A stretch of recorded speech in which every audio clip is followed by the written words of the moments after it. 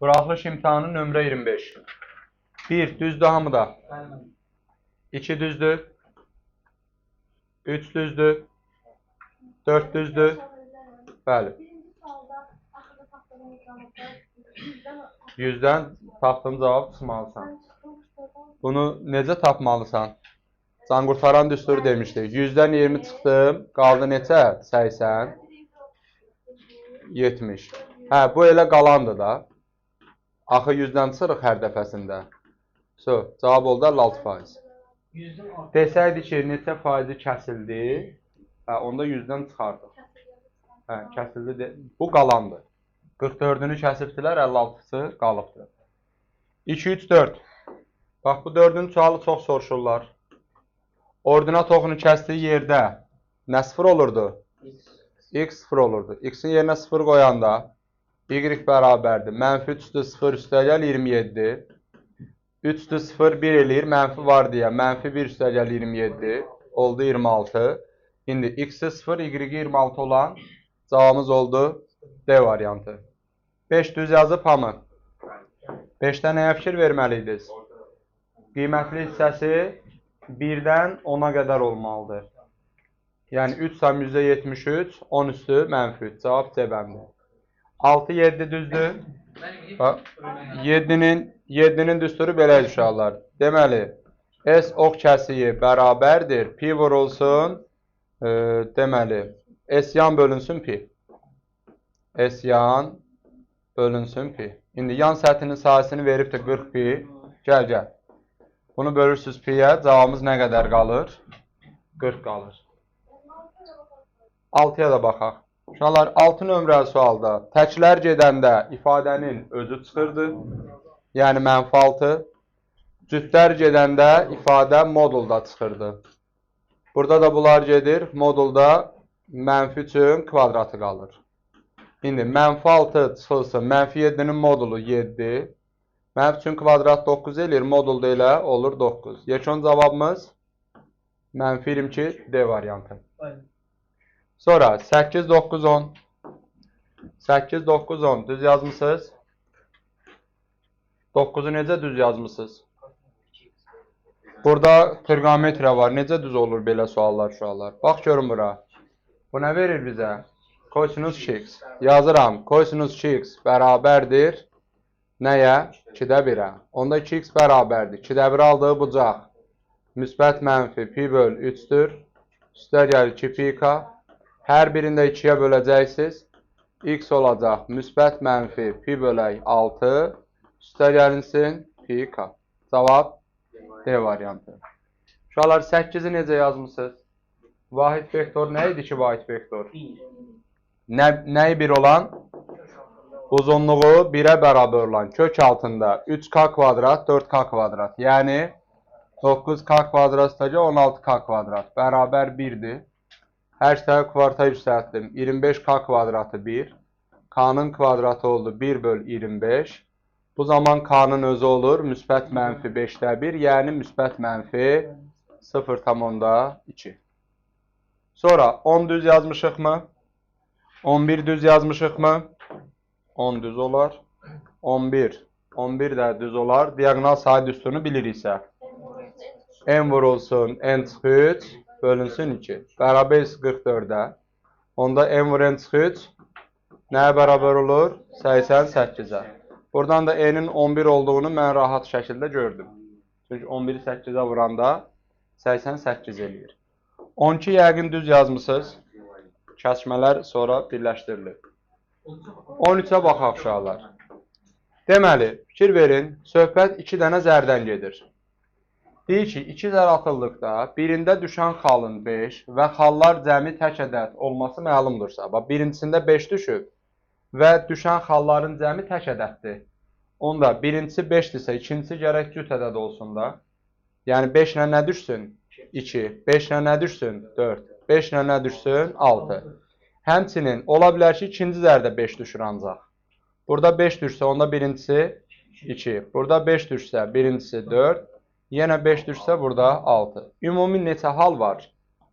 6 dənə hal var. 6 dənə ümumilikdə hal var. Bəs digər xalın sadədə də olması ehtimalı deyir. Digəri sadə olan. Bir burada, bir də burada var. 2/6 cavabım oldu 3/1. Sadədirmi? Məncə çox sadədir. Sonra 14, 15. Bax, 1, 2, 3, 4, 5, 6. 6 dənə halın 2 dənəsində deməli, düşən xal sadədir. 14 yəqin düzdür, 15 yəqin düzdür. 16-da qayda var idi. Nə idi qaydamız? Deməli, bu tipli kvadrat tənliklərin əgər 3 kökü varsa, bunun S-si 0 olmalıydı. B olan hissəsi isə mənfi ədəd olmalıydı. B kiçikdir 0-dan. Tamam, gəl. İndi S-si 0-a bərabərdirsə, M-in kvadrat çıxılsın 10M üstə gəl 24 bərabərdir 0-dan. M neçə alınır? 6 və 4 alınır. Toplayanda 10, vuranda 24 eləyən. İndi uşaqlar, 6-nı gətirib bax burada yoxlayıram. Neçə eləyir? 36 çıx 42 üstə gəlsin 10.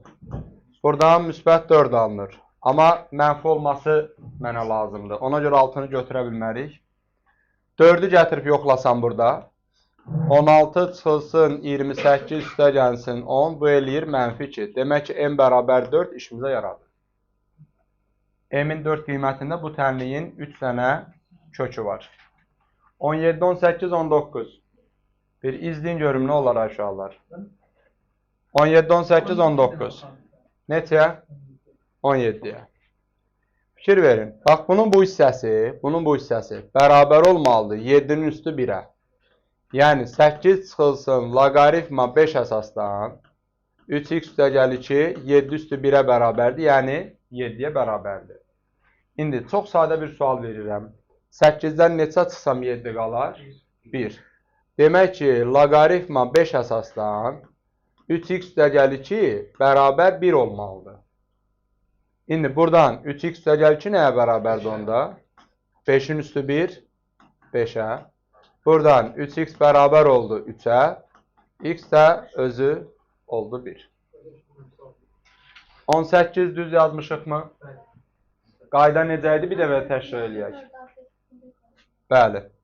Baxın, A bucağı 36-dırsa, onda bu BC 180-36-dır. Yəni, bura nə qədərdir? 144. 144-ün yarısı da yazılmalıdır CDB-yə. Cavabımız oldu 72 dərəcə. Çatır. Davam edirik. 19. Düz yazmışıq. Ən böyük qiymət 4AC B kvadrat bölünsün 4A. 20. Düz yazmışıq. 810 dərəcənin 720-sini atmağa icazə var idi. 2 dəfə 360 atıram elə bil ki. Qalır yerində. Tangens x vurulsun. 90x qaldı da bunun yerində. 90x də uşaqlar kotangens x deməkdir. Tangens vur kotangens. Cavab oldu 1. Kimi? Bunu. Bax 810 dərəcənin 720-sini atdım. Yerində nə qaldı əyəli? 90. 90x birinci rüvdür müsbətdir və adında dəyişir. Demək ki, sonda tangens x vurulsun, kotangens x qaldı. Bu da bizə verir 1. 20 idi bu. 21, 22, 23. 21, 22, 23. 21 düz olar 22. 22-yə baxın görün. Bir, bərabər tərəfli üçbucağın sahəsi 12 köşdə 3-dür. Həmin o düstur necə idi? A kvadrat köşdə 3 böl 4 bərabər 12 köşdə 3-dürsə, köşdə 3-lər gedir. A-nın kvadratı 48, onda A-nın özü köşdə 48. Yəni, olur 4 köşdə 3. Sonra mənə deyir ki, medianların kəsişmə nöqtəsindən tərəfə qədər olan məsafəni tapın. Uşaqlar, medianların kəsişmə nöqtəsindən tərəfə qədər olan məsafə bizə həmişə nəyi verəcək? Bax, bura kiçik yer verəcək. Təpəyə qədər olan məsafə isə böyük yer verir. Yəni, məndən nə istəyir? Kiçik yeri, daxilə çəkim çevrənin radiusuna. Daxilə çəkim çevrənin radius düsturda belə idi. A köşdə 3 bölünsün 6. İndi mən A-nın yerinə 4 köşdə 3 qoyuram. Vururam köşdə 3-ə, bölürəm 6-ya. Bu da nə qədər eləyəcək? 2. Çünki 4 köştəyüzü köştəyüzə vuranda 12 eləyir.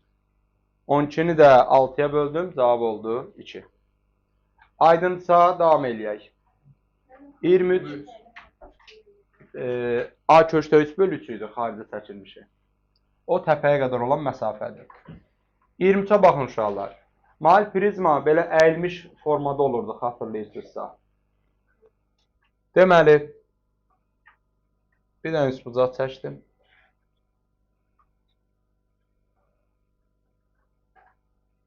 Bir dənə də belə bir üçbucaq çəkdim. Bax, buna deyirlər mail prizma. Oturacağı katetləri 5 və 12 olan düzbucaqlı üçbucaqdır. Bura 5 və 12 olsun. Onda bura düzbucaq olmalıdır. Bəs hipotenuz nə qədər olur? 13. İndi deyir ki, hipotenuzdan keçən yan üz oturacaq müstəvisinə perpendikulyardır. Yəni, arka üzün hündürlüyü paralelogramın hündürlüyüdür. Sahəsini necə tapım? AH-dır da paralelogramda sahə düsturu. 13 vur H bərabərdir 52. Onda H nə qədər oldu? 4. Məndən də soruşur bu prizmanın həcmini. Prizmanın həcm düsturu S oturacaq vurulsun H idi. İndi oturacağın sahəsi düzbucaqlı üçbucaqdır deyə 5 vur 12 bölü 2 yazmalıyam. Vurulsun H o da 4'dür. Yekun cavab da nə qədərdir? 120. Aydınsa davam eləyək. Bu izahlara evdə təkrar bir dəfə də baxın. 24 düz yazmışıq mı? 24 düz olar yəqin ki, normal vurğularını ayırıb yazırsınız. MN50 də tapırsınız. 25-ə baxaq. Bu imtahanın ən çətin sualı bu 25 idi. Diqqətiniz məndə olsun. Deyir ki, cüt sayda həddi olan sonlu həndəl silsilənin, şuralar cüt sayda həddi varsa, elə bir ki, A1 var, A2 var, A3 var, A4 var və s. Cüt saydadır deyə son həddin olmalıdır. A2N. Cüt nömrəli hədlərinin cəmi, cüt nömrələrin A2, A4 və s. A2N cəmi tək yerdə duran hədlərin cəmindən 195 vahid böyükdür. Üstəgənilsin A2N çıx 1, üstəgənilsin 195. İndi uşaqlar, bütün cüt nömrələri tək nömrələrə görə açmaq olar. Sözümün canı nədir? A2-ni yazmaq olar A1 plus D. A4'ü yazmaq olar A3 plus D və s. A2'ni yazmaq olar A2N çıx 1 üstəgənilsin D. Bərabərdir A1 üstəgəl, A3 üstəgəl və s. A2N çıx 1 üstəgəl 195. İndi uşaqlar, hər iki tərəfdən, bax bu A1, A3, A2N çıx 1'lər getsə, burada neçə dənə D qalacaq? 3 dənə D yox bala, bu ortada nöqtələr var. N dənə. Niyə N dənə? Çünki 2N sayda ümumi həddi var idi. Mən bunların yarısını yazmışam. Ancaq cüt nömrələri yazmışamsa, onda 2N'in yarısı qədər N yaranıbdır. D yaranıb. Yəni N dənə D bərabərdir 195. D'nin qiymətini 13 veribdi şərtdə. 195. N də bərabər oldu 13'ə. Biz 13 yox, 15. Deməli, bizim tapdığımız hal-hazırda nədir? N'in qiymətidir.